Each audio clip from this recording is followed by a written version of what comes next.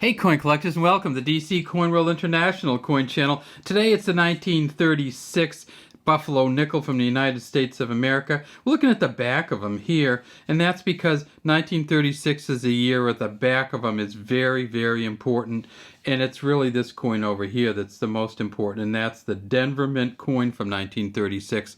They have a 3.5-legged version, and you can get that 3.5-legged version all the way down to a MS 4 or Mint State 4, maybe even worse than this, and it would still be worth over $500. You get up to a Mint State 10, it's worth $1,000, and you get up to a Mint State 63, which is the best they've ever found, it's worth $30,000. What's the big deal about the 1936D?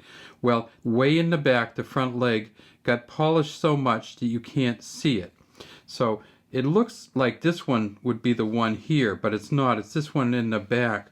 And for some reason, when they did the polishing on these, they actually polished it so well that that back leg got polished off. Even though they're found hundreds of them, they're still very, very valuable. It says United States of America at the top, E pluribus unum here, got the buffalo here. It was only the first year that they had kind of a lumpy line here, and they learned pretty quickly that that would wear everything off. From 1913 on, there was a straight line across here. It says 5 cents down here, and then the mint mark is way down here at the bottom, and this one is the D. At the Denver Mint in 1936, they made 24.8 million of these. We don't know exactly how many 3.5-leg versions, but we know they have hundreds of them. If we look at the front of this coin, we see this has the Indian chief in the front. It says Liberty up above his forehead. It says 1936 down here, and right down here is an F, and that F is the last initial of James Earl Fraser, and he was the engraver of these coins.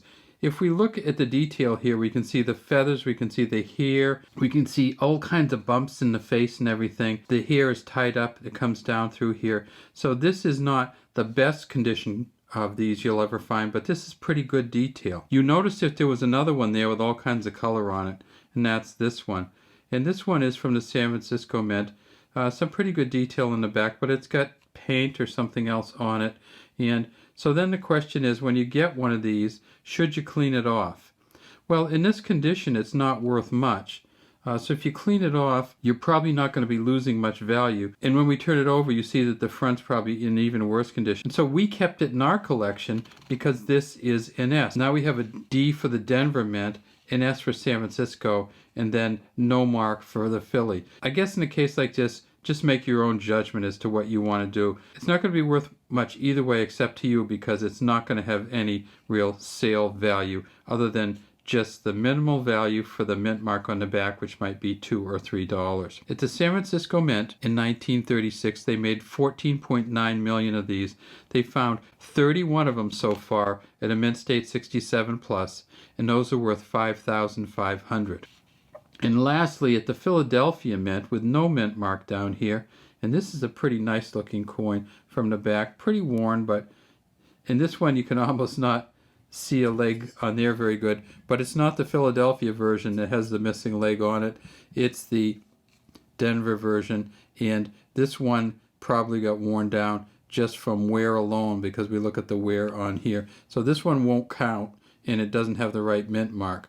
If we flip it over, we see has a pretty good date on it though, and some pretty good detail on the front. In fact, you can see the ribbon or the tie coming down from the hair here, which is a good marker. You don't see the F very good on here, so this one got worn on the front a little bit more than the other ones. The Philadelphia Mint, they made 119 million. They found one so far at a Mint State 68 plus. The Philadelphia Mint MS 68 plus is worth $50,000. There's one other way you could get this coin in 1936, and that is in 1936 they sold proof sets. The proof set would have contained the Walking Liberty half, the Washington quarter, which came out in 1932 initially, the Mercury dime, the Buffalo nickel, and the Lincoln penny.